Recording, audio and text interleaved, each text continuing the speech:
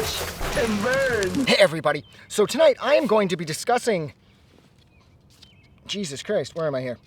Castle Rat's first full length, and that is 2024, like the very recently released Into the Realm that was released, I think, like barely a month ago, as of, what is it now, early May 2024. I think this was released roughly a month ago.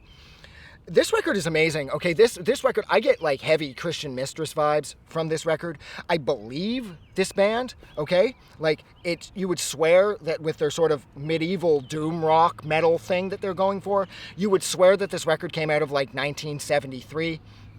And that's the other thing that always reminds me about Christian Mistresses. I always felt the same way about that band, is I really believe that they could have been like a bar band from the 1975 or 1976, and there's no part of Christian Mistress that came off as fake, much like with Castle Rat here. I don't doubt them at all. The album art is amazing, and I love how there's only technically 9 songs, even though 2 of them are more interlude-ish, right? I mean, Resurrector and The Mirror are roughly a minute apiece, which does count down the overall amount of songs to 7, which you could argue is a little disappointing, but then again, it's not, because again, if this was the 70s, that would be the average run length for a full length that the band would be writing too in the 1970s while they were on the road. They would be writing and then very quickly recording each record within a span of 6 or 7 months while they were touring their last album, in support of their last album. And the amazing thing about that is when you sort of throw that into a 2024 setting, I would love to see bands today pull that one off, you know? I don't think very many bands would have been able to sort of deal with that sort of, like, you have to get on stage, you have to perform, and you have to nail it every night. And then when you're back after you're done partying and everything, because, you know, you're in a rock band, so you're going to get high and drunk and shit, you've got to go and write another kick-ass record in order to maintain your momentum. So you're touring for a while, you record, you release it, you tour, you write, you record, you release, and it doesn't stop. I mean, that's the way bands used to do it. Like bands like Rush and Zeppelin and fucking Metallica and shit, they always got the earlier shit up and running while they were on the road. And this record feels like this record was written on the road, and that's what I love about it. And maybe it was written on the road. I don't really know a lot about this band, so perhaps it was written while they were touring. I love the aesthetic. I love the album art. The songs are amazing. My favorite songs on here are Dagger Dagger, Feed the Dream, Cry for Me, and Red Sands. But that is not to say that the rest of this record isn't absolutely flawless, because it is. There isn't a bad song on here. This entire record kicks ass. And I stumbled across these guys on my YouTube homepage. I thank God for YouTube.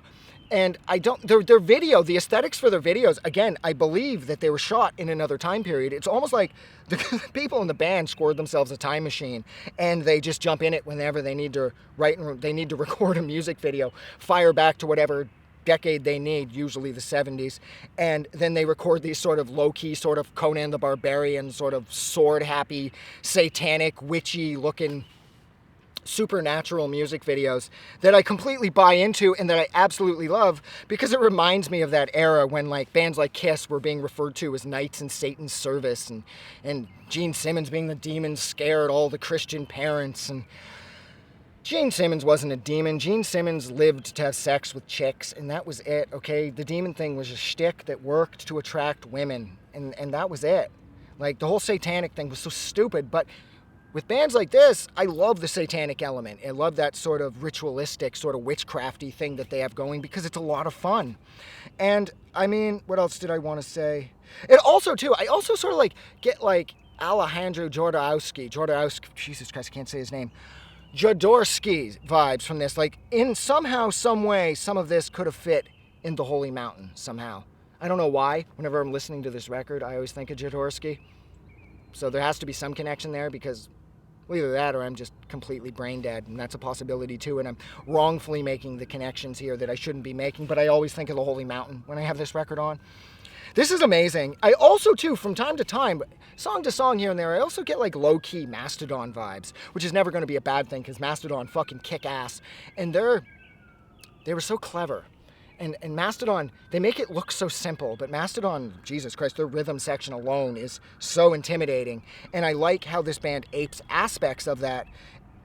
It's just, it brings everything, it ties in so many bands that I love into one record. It takes me back to the days when Rush were on the road. This throws me right up to like a better, more recent band, sorry, like Christian Mistress, and then like a band, a legacy band that's been around for a while, like Mastodon. I love the costumes. I love the feel. The fucking music is amazing. And yeah, I think that's where I'm going to leave it. So thank you so much for hanging out with me for a little over or just a little under 5.5 minutes while I discussed Castle Rat's first full length, and that is Into the Realm. Like always, if you like this review, or you like this record, don't forget to go out and do something nice for somebody. But most importantly, please don't forget that the world is so much more fun because you are in it. I'm going to get out of here. Have a good night or day or whatever.